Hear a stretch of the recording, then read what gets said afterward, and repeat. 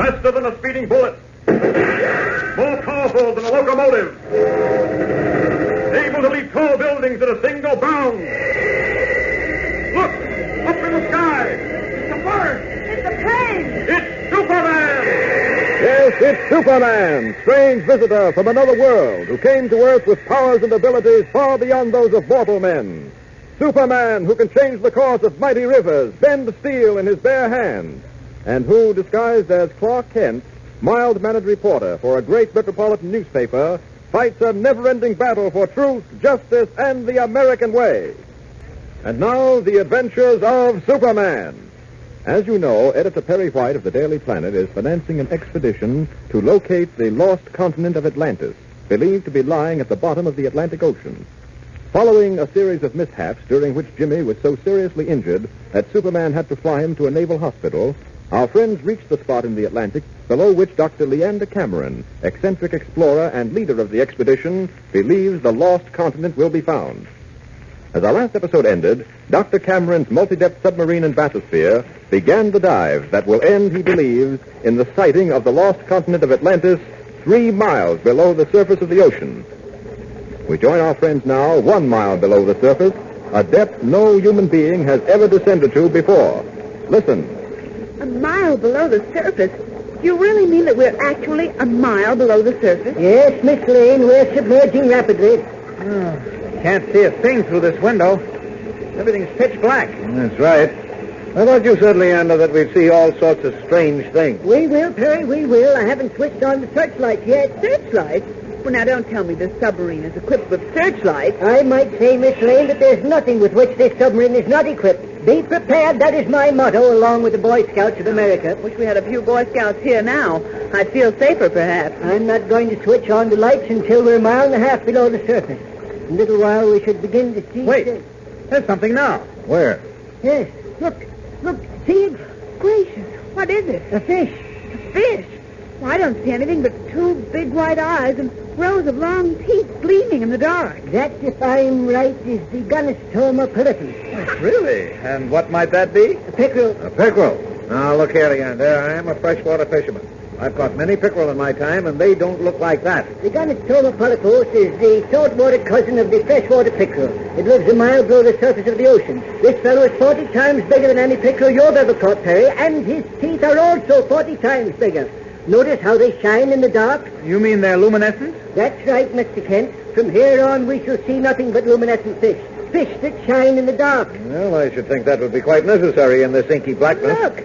Look, isn't that pretty? Oh, yes, Lois. That's a beauty. My heavens, look at the colors in that fish. Red, green, yellow, blue, and all lit up. Why, it looks like a swimming Christmas tree. Wonderful, isn't it? Let me get to the phone. I want to tell Nicodemus about it. Nicodemus. Yeah? Nicodemus, did you see the Anthropomorphus nocastalsis? What? You're crazy.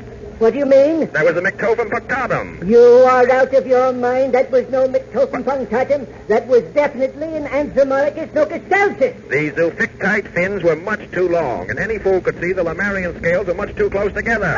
You're just stubborn. Didn't he agree? He says it was a Myctophum punctatum. Ridiculous, utterly ridiculous. No, Doctor, it really doesn't matter. Well, whatever it was the most beautiful thing I've ever seen. Just like a Christmas tree glowing in a dark room. This is wonderful. I've never experienced anything like it. How far down are we now, Doctor? Well, now, let me see. Yes, 1.5 miles. Time to turn on the searchlight. We don't want to hit a projecting ledge or coral reef. Or an Atlantean mountain peak. Nicodemus, Eh? turn on the searchlights, Nicodemus. Okay. I still say that was an Anthropomorphus nocastalsis. I suppose you didn't see the iron cilia dactylometer depending from the You Aurelia? can't even pronounce it. It was a Myctophum punctatum. There's no doubt of it in my mind. No doubt of it in his mind. He hasn't got a mind. Uh-oh, there go the searchlights.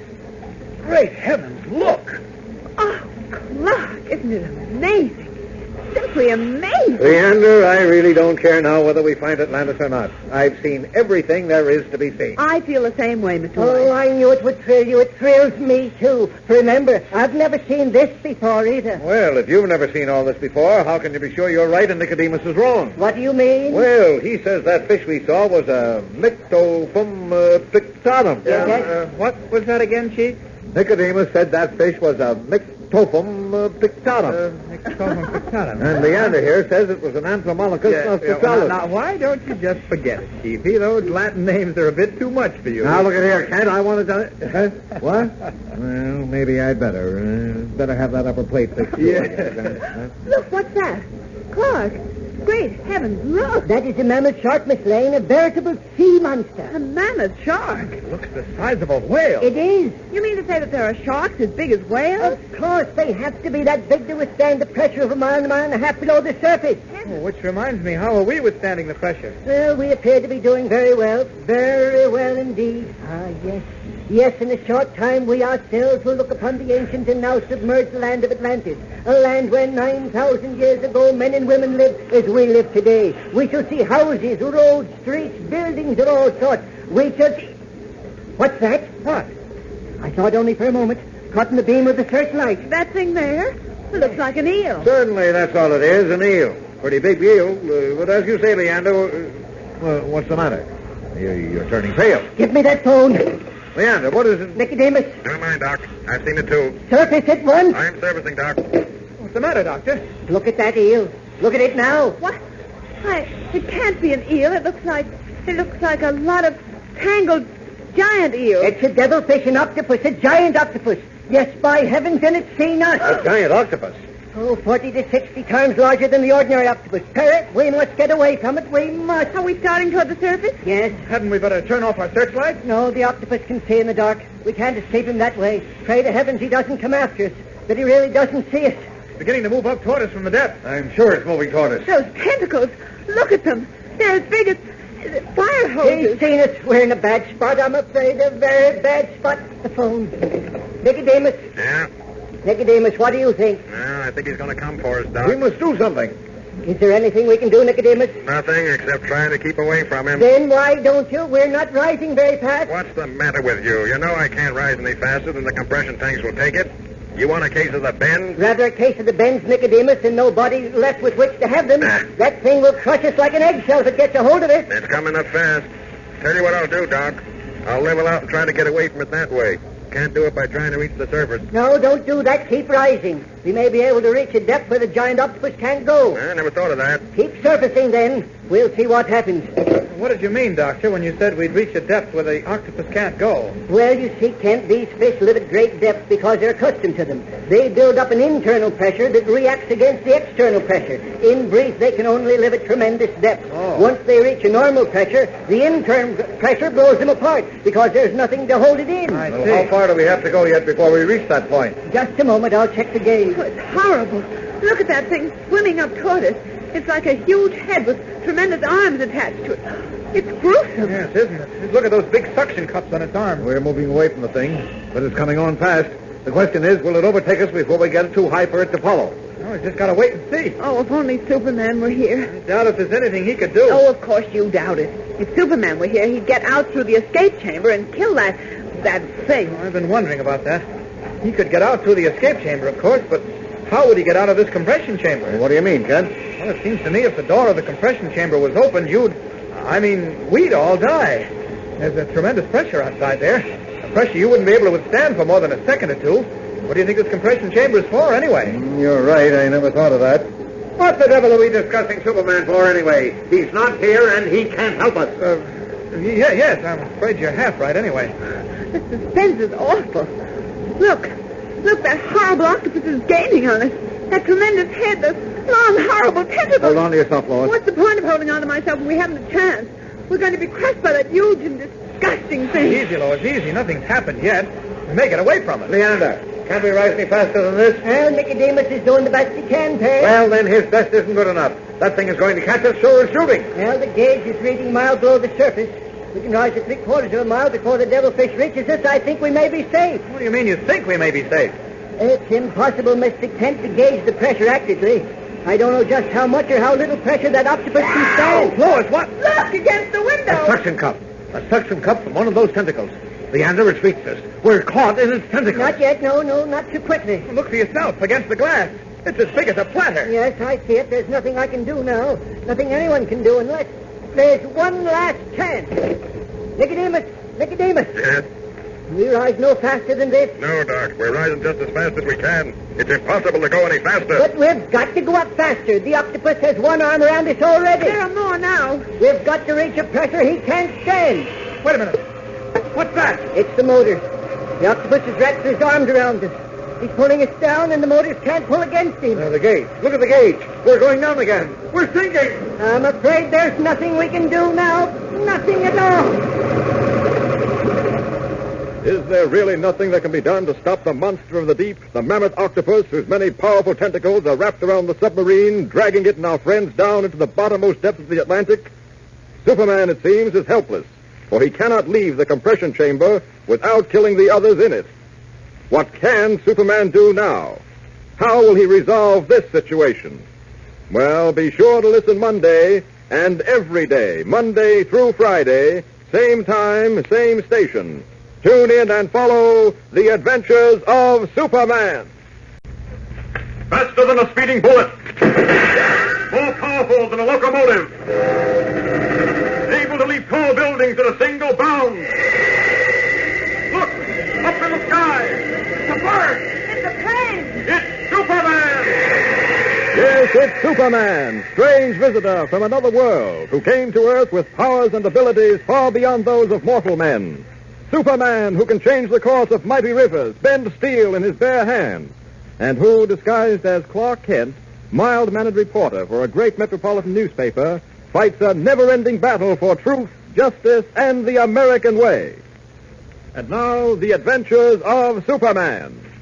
Our friends are now in the midst of one of the most exciting adventures of their career, on a search for the lost continent of Atlantis, an ancient civilization believed to lie at the bottom of the Atlantic Ocean. In our last episode, we heard how they began the descent in Dr. Cameron's multi-depth submarine, which they hoped would end in locating the lost continent. But terrible dangers were in store for them. As they reached the depth of 1.5 miles beneath the surface of the Atlantic, a mammoth octopus, 40 times larger than an ordinary octopus, attacked the submarine. Our friends were helpless, because for once it seemed Superman could do nothing. Listen. Oh, it's horrible. Look at that hideous thing swimming toward us. It's like a huge head with tremendous arms attached to it. Arms as big as fire hoses. Oh, Mr. White, if only Superman were here. What could Superman do? If Superman were here, he'd get out through the escape chamber and kill that horrible and disgusting thing. I've been wondering about that. Superman could get out of the escape chamber, but how would he get out of this compression tank? You're right, Kent. If the door of this compression tank was opened, we'd all die. There's a tremendous pressure outside there. A pressure none of us would be able to withstand. That's exactly right, Perry. If the door of this compression tank was open, we'd die almost instantly. Lois, what? Up against the window. A suction cup. A suction cup from one of those tentacles. Leander, it's reached us. We're caught in its tentacle. What's that? It's the motors. The octopus is dragging us down into the depths. He's wrapped his arms around us and is pulling us down. The motors can't pull against The him. gate. Look at the gate. We're going down again. There's nothing we can do now. Nothing at all. Great heavens, we've got to do something. If we're dragged down beyond the 3-mile point, the submarine will begin to crack up. Crack up is hardly the phrase, Miss Lane. If we go down beyond 3 miles, the reaction on this submarine will be similar to a sledgehammer hitting an egg crate. The pressure will smash us into a pulp. What are we going to do? Yes, Doctor, isn't there anything we can do? Nothing but await our end quietly and with fortitude. No, there must be something. You're a scientist. You ought to have made some preparations for an emergency like this. Please, Mr. Kent, we mustn't lose control. For heaven's sake, don't... Control? Who can control himself at a time like this? I gotta get out of here. I can't stand being enclosed in a small space. That frightful thing dragging us down into the depths. Get away from that door, Mr. Kent. You just try and make... You fool, open that door, Kent, and we'll all last about 10 seconds. 10 seconds? You heard me, 10 seconds. Cleverly, Superman, in his disguise as Clark Kent, leads Dr. Cameron into telling him just how long that door can be opened before Lois, White, and Cameron, ordinary mortals, feel the effects of the pressure. Instantly, as Superman, he makes his decision. And as Clark Kent begins to act the part of the coward. I'm frightened. I'm scared, I tell you, scared. Kent, for the love of heaven, stop it. We're all scared. But we're doing our darndest not to show it. Oh, I'm not built that way. I'm frightened. I'm frightened, and that's all there is to it. Oh, look! Look! What is it? That octopus. Wrapping more and more tentacles around the sub. See there. The suction cups against the window. Oh, it's horrible. It's revolting. Oh, Clark, I please. can't die like this without a chance to save myself. I can't just stand here waiting. And for heaven's sake. I can't stand it, I tell you. I can't stand it another minute. Catch him, he's fainting. Oh. The lights have gone out. Yes, Clark's hand must have caught on the light switch as he fell. Well, I know where the switch is. I'll snap the lights on again. Yes, Perry, and hurry. Oh, wait a minute. Here Leander. Perry, what is it? Why, the switch has been ripped out of the wall. I can't turn the lights on. Oh, fudge. Kent must have held on to it as he fell, and the weight of his body ripped it out. Well, since we're going to die, I suppose it don't matter much. Oh, dear, if only Superman were He here. couldn't do a thing, Lois, and you know Oh, it. yes, he could. I don't know how, but Superman could find a way. Superman has found a way, Lois. You and the others think that Clark Kent is lying at your feet in the dark. But actually, Clark Kent has become his real self, Superman. Slowly, carefully, stealthily in the dark, his hand reaches toward the handle of the door that seals our friends in the compression chamber. He turns the handle. What was that noise? Sounded like the handle of the door, but it couldn't be that. No, of course not. But it is, Lois. And now Superman's job lies before him. He has got to open and close the door of the compression tank in less than 10 seconds. He has got to open it against the tremendous pressure that exists outside. Can he do it? He must do it. And he does. And even though the entire operation has taken only 2 seconds, Lois, Editor White, and Dr. Cameron gasp for air and feel their heads growing dizzy from the effects of the pressure. What happened? You know, I feel dizzy. My head is swimming. Pressure. Feels to me like pressure. And I thought I heard the door open. I thought, no, impossible. Couldn't be. My head's clearing now a little. My eyes are beginning to focus. Mr. White, are you all right? I think so. I got a pain in my head like a throbbing headache, but otherwise, great heavens. What is it, Mr. White? Why, it's impossible. No, it couldn't be. I see what you mean, Perry. My head's beginning to clear, too. The arms of that octopus are sliding along the wind as if something were dragging him away from it. You're right. The suction cups are straining to hold onto the glass, but look, they're sliding off. What was that? What? Didn't you see it, that flash of red and blue out there? Red and blue? No, it can't be. That would be too much to ask. And It yes, is, Mr. White, it is. Look through the glass. It's Superman. Superman? Yes, I see. He's pulled that monster octopus away from the sub. And now they're both getting ready to do battle. Oh, I can't watch. It's horrible. Well, I'm going to watch it, but I can tell you that. There's never been a battle like this in the world before. Oh, you're right, Perry. Absolutely right. Look there. The octopus coiling its many arms, getting ready to attack. Oh, no. Superman is treading water, waiting for it. There it goes for it. If Ken could only see this. Oh, poor Clark. Isn't there something we can do for No, him? Lois, no. He's better off as he is. He'll come around all right. The octopus, it's wrapped every one of those powerful arms around him. It's going to try to crush him. Those tentacles are like fire hoses. What strength there must be in them. Oh, no, Superman or not, he can't withstand anything like that. But he is, Perry, he is. Look, oh, great Jupiter, look. He's starting to tie those arms in knots. Why, Heaven, you're right. He's having a tough time doing it. In fact, I'm not sure that he He can. must. Leander, what's that black stuff filling the water? It looks as if somebody poured a huge bottle of black ink into the water. It's the black liquid the octopus throws off the smoke screen, Perry. It's a horrible choking sort of substance. Great heavens. Superman's having a tough enough time as it is. He no longer gets one arm from around him, and the octopus wraps another's around him. Why, this is The terrible. water's getting inkier. It's almost impossible to see, but I believe... Lois. Mr. White. Lois. They're sinking down out of sight, Superman and the octopus, fighting each other and sinking further into the depths. They're not sinking down. The octopus is dragging Superman down, dragging him down into his den. Oh, no. I'm afraid that's what's happening, Perry. It looks as if your friend Superman has met more than his match at last in a monster of the ocean depths. I can't believe it. He was still fighting. I could see that. Fighting courageously. Perhaps he'll win through after all. What was that? Nicodemus calling us by phone from the other compression chamber. Yes, Nicodemus? Trouble. What? We've got trouble. Don't I know it? We've been watching that fight going on out there between Superman and the Giant Octopus. I don't mean that. We've sprung a leak. With what? According to the gauges there, we've sprung a leak. What is it, Leander? Wait a minute, Perry. Nicodemus, what you say is impossible. The motor depth submarine in bathysphere will withstand pressure to 3 miles below the surface of the Atlantic Ocean or any ocean. It isn't the pressure alone, Doc. It's that octopus. The crushing power of those tentacles must have weakened one of our plates. Water is pouring into the sub outside these compression chambers, and, well, take a look at your gauge. The gauge?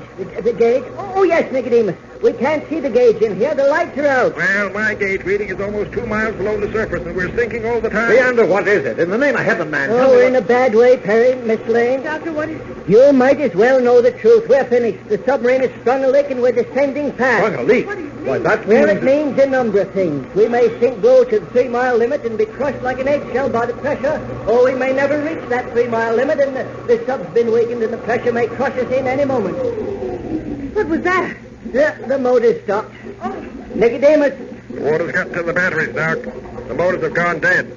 You know what that means, don't you? No, not exactly. The compressors sending air into these compression tanks work off separate batteries, but they're going to go any minute. Great Jupiter. What is it now? We can't have any more trouble than we've got. Oh, can't we? Nicodemus tells me that the batteries controlling the compressors will be the next to stop working. Well, what are the compressors? The compressors are the machines that shoot compressed air into these tanks. Once they stop working, we'll all die of strangulation in less than 5 minutes. If we're not crushed to death before that happens. Yeah. Isn't there anything we can do? Must we just sit here in the dark, just waiting, doing nothing? Oh, if only Superman knew what has happened now. Well, he's got his hands full out there with that octopus. Yes, that's right. Nicodemus. Yes, Gauge reading. gauge reading. 2 miles, 12 fathoms. Sinking fast. What did he say? We are now 2 miles and 12 fathoms below the surface of the ocean and sinking fast. There's no doubt whatever in my mind that there's nothing we can do now. This is the end. Never before have our friends been in such a dangerous and futile position. There is literally nothing they can do. And what of Superman? Dragged down into the ocean depths by the fearful mammoth octopus, will Superman overcome the monster, or has even he at last met his match? Be sure to be with us tomorrow for one of the most exciting episodes you've ever heard. Listen every day, Monday through Friday, same time, same station. Tune in and follow The Adventures of Superman. Faster than a speeding bullet. More powerful than a locomotive. Able to leap tall buildings at a single bound. Look! Up in the sky! It's a bird! It's a plane! It's Superman! Yes, it's Superman, strange visitor from another world who came to Earth with powers and abilities far beyond those of mortal men. Superman who can change the course of mighty rivers, bend the steel in his bare hands, and who, disguised as Clark Kent, mild-mannered reporter for a great metropolitan newspaper, fights a never-ending battle for truth, justice, and the American way. And now, the adventures of Superman.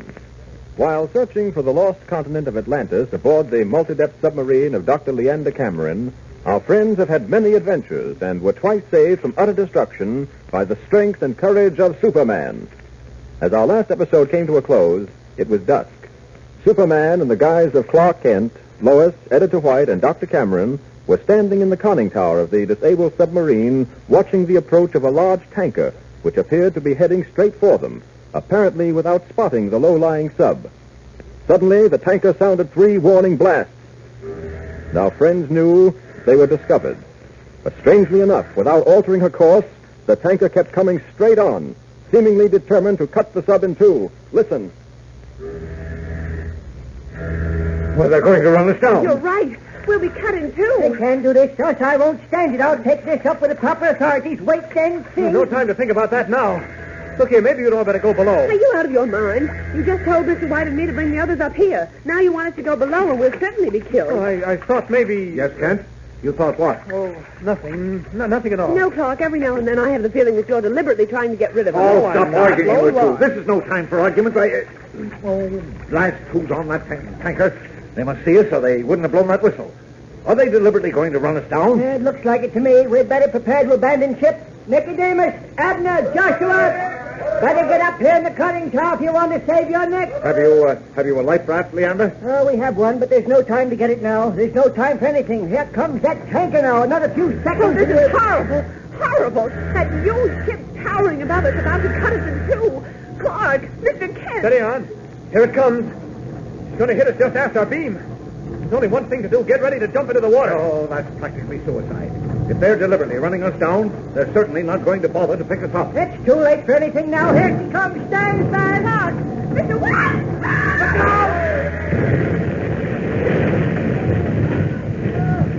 tanker cuts through Dr. Cameron's already crippled multi-depth submarine and bathysphere, all those on board the sub are thrown clear into the water.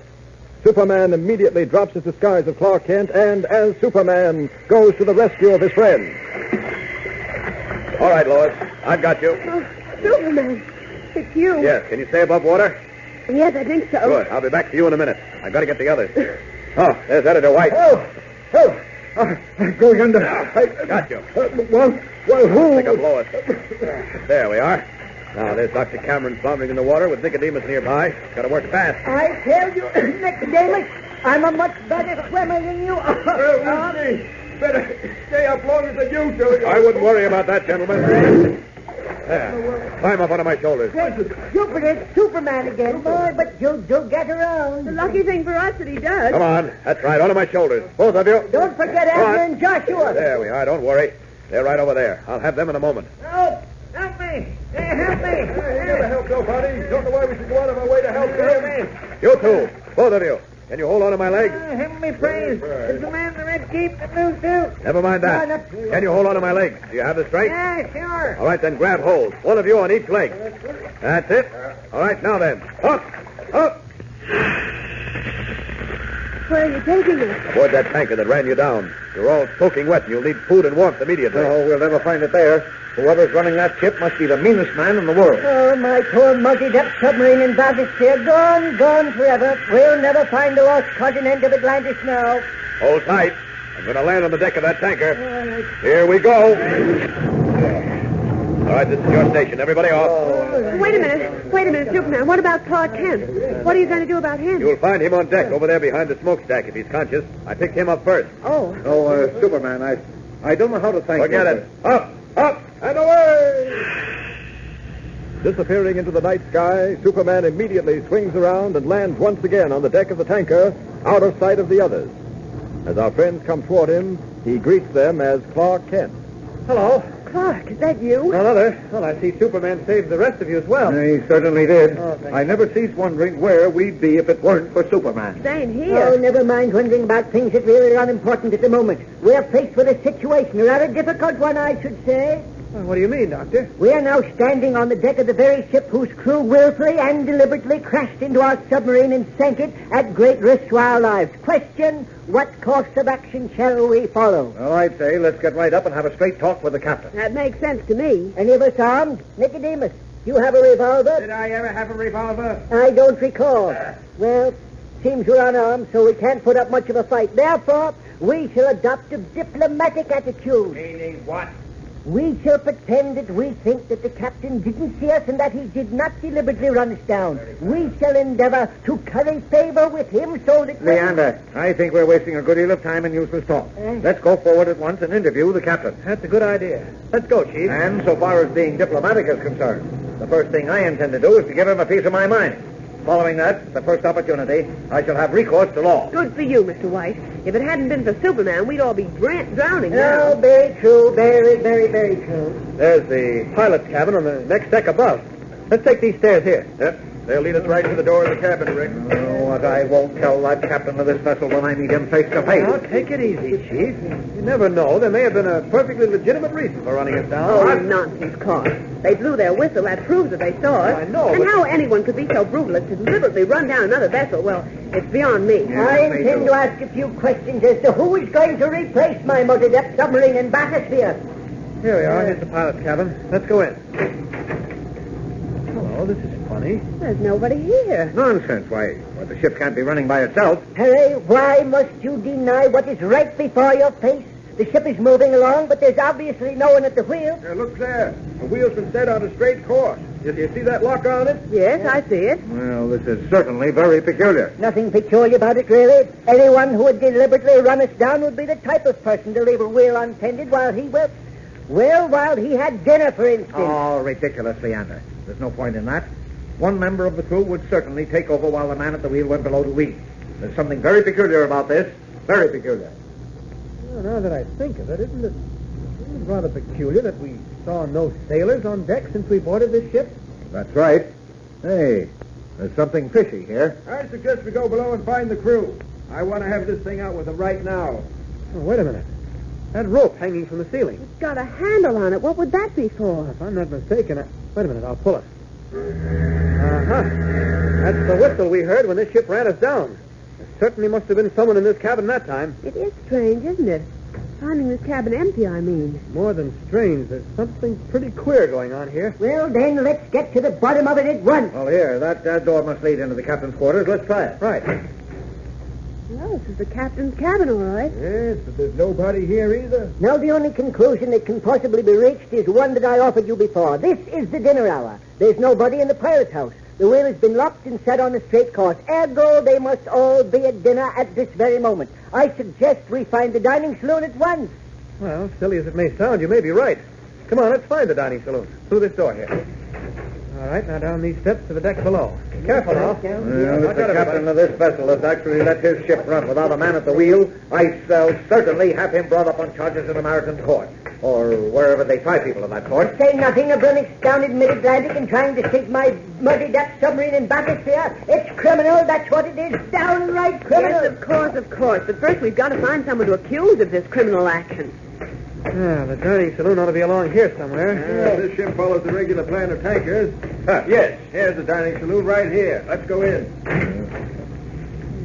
Well, I'll be... This is beginning to give me the creep. Queer, very queer. That long table in the center of the room is set for 12 people. But there's nobody here. Me, positively amazing. Just a minute. What is it, Clark? Well, look here. These plates are filled with soup. Wait. Every one of them. And by heavens, the soup is hot. What? You don't mean to Well, tell the me. truth. Here, taste it for yourself. What? Well, by heaven, Kent, you're right. That soup is hot. As hot as if it had just been served. You people noticed anything? Well, what do you mean, Lois? Well, since we've been aboard this ship, we haven't heard one sound, and we haven't seen one single person. Right. As Clark mentioned before, you always find some members of the crew of any ship on deck, whatever the time may be, and we've seen no one above or below deck. Well, it's my opinion there's nobody on this ship at all. I think you're right. Oh, but there must be. Where the ship is running. and- With the wheel locked. Yes, but even so, it's running. And somebody must have blown that whistle. And, great Scott, this soup has just been served. There must be someone aboard. On the contrary, Chief, I agree with Lois. What? I've got a feeling this ship is deserted. But Kent, if that's true, what does it mean? It means we've stumbled into another mystery. Mystery for which I don't know how we'll ever find an answer. Completely baffled, our friends stare at the still steaming soup on the empty dining table set for 12. What is the meaning of this strange new mystery? What is the answer to the baffling puzzle of a ship without a crew? Be sure to be with us tomorrow and every day, Monday through Friday, same time, same station. Tune in and follow The Adventures of Superman. Superman is directed by George Lothar and is a copyrighted feature appearing in Action Comics magazine.